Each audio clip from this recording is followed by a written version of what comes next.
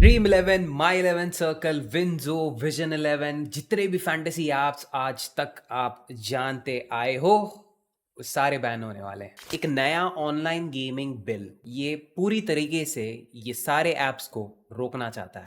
नमस्कार दोस्तों, मेरा नाम आयुष चौधरी और आज हम बात कर रहे हैं एक नए बिल के बारे में। एक ऐसा बिल जो सारे फैंटेसी एप्स या फिर मनी गेम्स को कंप्लीटली हटाना चाहता है। इस बिल का नाम है promotion and regulation of online gaming bill 2025। और चौंकने वाली बात तो यह है कि ये बिल लोकसभा में जब इंट्रोड्यूस हुआ तुरंत इसे पास किया गया था। और ये कोई मनी बिल नहीं है, एक ऑर्डिनरी बिल है। ठीक है, इस बिल को सबसे पहले लोकसभा के थ्रू जाना पड़ता है, फिर राज्यसभा का इनको अप्रूवल मिलेगा और राज्यसभा का अप्रूवल हो जाने के बाद प्रेसिडेंशियल साइन रहेगी, प्रेसिडेंट का अप्रूवल रहेगा। इन 3 स्टेप्स के बाद ये बिल लागू हो जाता है। तो फिलहाल सिर्फ लोकसभा का इसे अप्रूवल मिला है और 2 अप्रूवल्स के बाद ये लॉ भी बन जाएगा। इस बिल में साफ साफ लिखा है कोई भी ऑनलाइन रियल मनी वाली गेम्स है ना, जिसमें आप खेलते हो, कॉन्टेस्ट ज्वाइन करते हो, अपने पैसे लगाकर आप अपने डिपॉजिट्स करते हो,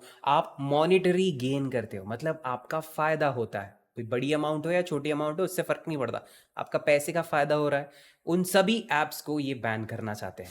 अब क्या क्या बैन हो सकता है? देखो, फैंटेसी का प्लेटफॉर्म जो है ना, ये काफी ब्रॉड है। यहाँ पर हमारे नॉर्मल स्पोर्ट्स वाले फैंटेसी एप्स, उसके साथ साथ रमी वाले एप्स हैं, पोकर वाले एप्स हैं, फिर लॉटरी वाले एप्स हैं, और जो भी हाई मनी स्टेक्स वाली गेम्स हैं वो सब कुछ इसमें इंक्लूड होती है। अब तुरंत अपना फैंटेसी ऐप खोल के पैसे मत निकालो ये सोच के कि यार मेरा पैसा अटक जाएगा अगर ये रातों रात बंद हो गया तो। नहीं, वीडियो पूरा देखो, मैं बहुत सारी इंपॉर्टेंट चीज़ें बताने वाला हूँ जो आपको पहले समझनी पड़ेंगी, क्योंकि इस मुद्दे को लेकर फैंटेसी पे जितने भी सो कॉल्ड एक्सपर्ट्स बैठे हैं उन्होंने बहुत गलत इन्फॉर्मेशन फैला के रखी है, उसमें आप ना पढ़ो। इसलिए मैं एकदम क्लियर और एक वेरीफाइड इन्फॉर्मेशन आपको दे रहा हूँ। ये प्रॉब्लम ना जो इन एप्स को बैन करने की, ये शुरू कहाँ से हुई है पता है? बहुत सारे टीनेजर्स जो हैं, 15-16 साल के बच्चे जो हैं, ये फैंटेसी में आ रहे हैं। इनको पता नहीं कौन आधार कार्ड, कौन पैन कार्ड दे रहा है, पैसे लगाने के लिए इनको पैसे भी दे रहा है ऑनलाइन। ठीक है, ये सारे बच्चे यहाँ पर आते हैं, पार्टिसिपेट कर रहे हैं, अपने माँ बाप के पैसे डुबा रहे हैं, खुद का तो कमाया है नहीं, और उड़ा तो उड़ा रहे हैं भाई। जब नुकसान हो रहा है तो सुसाइड भी कर ले रहे हैं। यही केसेस थोड़ी ज्यादा बढ़ गई हैं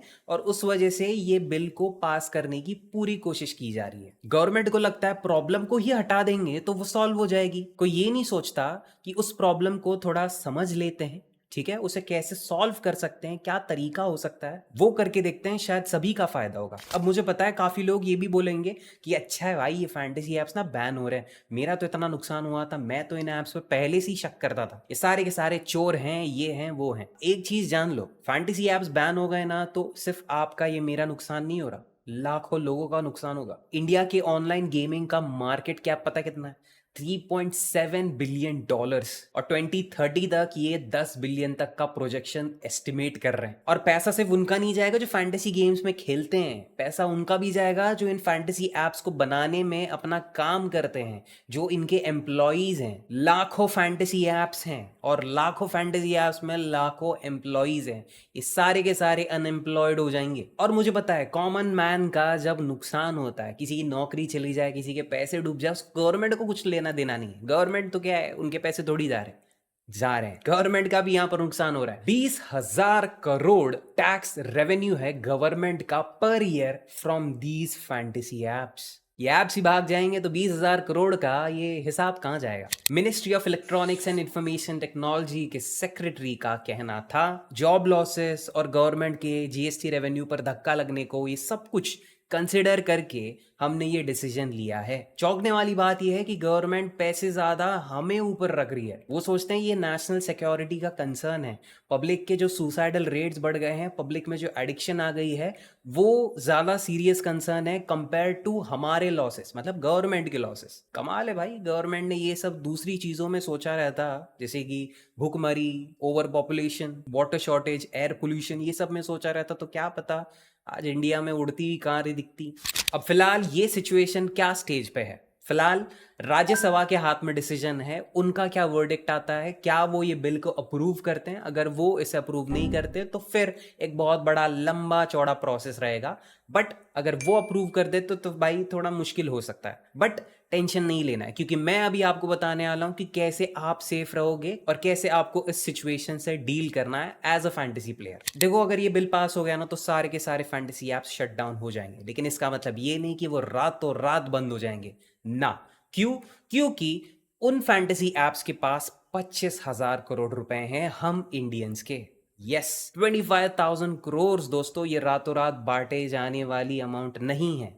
इसे सबसे पहले सही और एकदम प्रॉपर तरीके से जो लोगों का है, जिसका जिसका हिस्सा है, टीडीएस जीएसटी काट के वगैरह वगैरह, वो सब कुछ उनको रिटर्न करना है। कोई भी फैंटेसी ऐप आपका 1 रुपया नहीं रख सकती, आप वो सारा पैसा निकाल सकते हो क्योंकि वो आपका है, आपका राइट है उस पर। ये बिल पास हो जाता है, गवर्नमेंट अपना फाइनल ऑर्डर देता है और वो जो भी एक टाइम पीरियड देंगे, 3 महीने 6 महीने, इसके अंडर उन्हें वो सारे पैसे डिस्ट्रीब्यूट करने हैं, सारे चिट्ठे लिख के उन्हें अपने क्लियर करने पड़ेंगे अपनी दुकान बंद करने से पहले। अब दुकान डायरेक्टली बंद नहीं होगी, टेंशन मत लो। पबजी भी बैन हुआ था बट अभी भी खेल रहे हैं ना। देखो वो बैन क्यों हुआ था, चाइनीज सर्वर पे था वो, और जो हमारा इंडियन यूथ है जिसको लेके अभी फिलहाल गवर्नमेंट इतनी कंसर्न्ड है, उस टाइम पर भी उन्होंने उतना ही कंसर्न दिखाया था और तभी पबजी को बैन किया। तो उन्होंने क्या किया, पबजी वालों ने 6 आवर्स की उन्होंने लिमिट दे दी कि 6 घंटा खेलेंगे, उससे ज्यादा वो 1 सेकंड भी नहीं खोल पाएंगे। तो ये एक आइडिया था भाई, ये एक तरीका है। और दूसरा प्रॉब्लम, जो चाइनीज सर्वर पे था वो तो अभी इंडिया के सर्वर खोल दिए कि भाई लो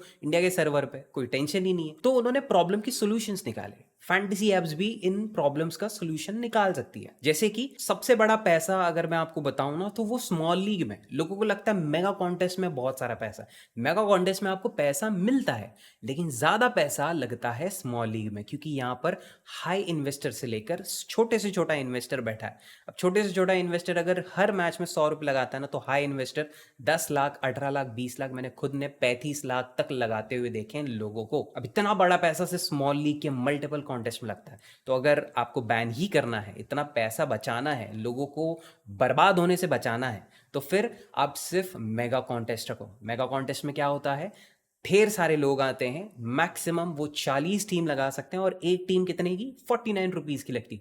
तो 49 करते हो आप, अगर 40 टीम लगाते हो तो 2,500-3,000 ज्यादा से ज्यादा आपके खर्च होंगे एक मैच में। और इतने सारी टीम्स बनाने में कितना दिमाग खर्च होता है वो तो आपको भी पता होगा। तो मुझे नहीं लगता मेगा कॉन्टेस्ट ही सिर्फ रखेंगे तो कोई बर्बाद हो जाएगा। एक लिमिट रहेगी पैसे खर्च करने की, इतना ही आप इन्वेस्ट कर सकते हो, इससे ज्यादा आप इन्वेस्ट नहीं कर सकते। तो इससे लोग भी हमेशा कंट्रोल में रहेंगे। फाइनेंशियली रिस्पॉन्सिबल होना भी एक चीज होती है यार। सब चीजें गवर्नमेंट करेगी या तुम्हारे माँ बाप करेंगे या फिर कोई पुलिस वाला करेगा या फिर ये या वो, नहीं। कुछ चीजें खुद से भी की जाती हैं, खुद से भी थोड़ा दिमाग लगाना होता है। और फिलहाल न्यूज चैनल्स और सब जगह ना फैंटेसी एप्स के बारे में नेगेटिव ही बोला जा रहा है। वो कह रहे हैं कि यहाँ पर सिर्फ लॉस ही होता है। मान के चलो 4 मेंबर कॉन्टेस्ट है, उसमें 3 लोग हारते हैं तो एक आदमी को तो पैसा मिलता है ना। आप हेड टू हेड खेलते हो तो आप और मैं, ठीक है, आप हारोगे तो मैं जीतूंगा, मैं हारूंगा तो आपको पैसे मिलेंगे। Simple as that, right. वो पैसा ड्रीम इलेवन थोड़ी खा रहा है। 2 जन जब कंपीट करते हैं तो उसमें से एक जीतता है, ड्रीम इलेवन अपना कमीशन उठा के वो डन करता है। बट इनका कहना है कि वो दोनों हार रहे हैं, पैसा ड्रीम इलेवन खा रहा है।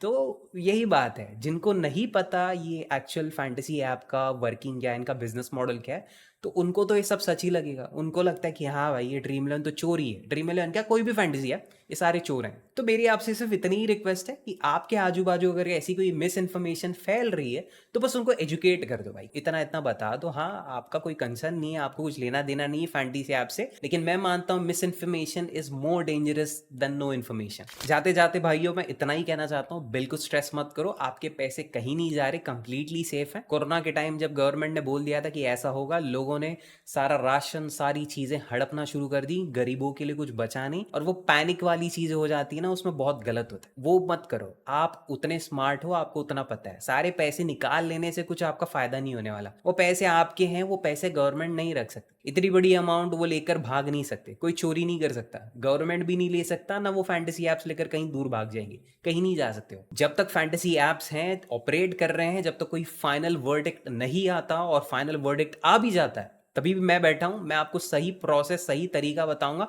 ताकि आपका नुकसान ना हो और आप सेफ पोजीशन में रहो। इतना मैं चाहता हूं। तो सब्सक्राइब करते हो जाओ, क्योंकि हमारे फ्यूचर अपडेट्स भी आपको उसी तरीके से मिलेंगे, वरना आपको टाइम पर नोटिफिकेशन आएगा नहीं। और मैं चाहता हूं इस वक्त सारी चीजें टाइम से हो और एक प्रॉपर ऑर्डर में हो। So don't panic and stay safe. आज के इस वीडियो के लिए मेरी तरफ से इतना ही था।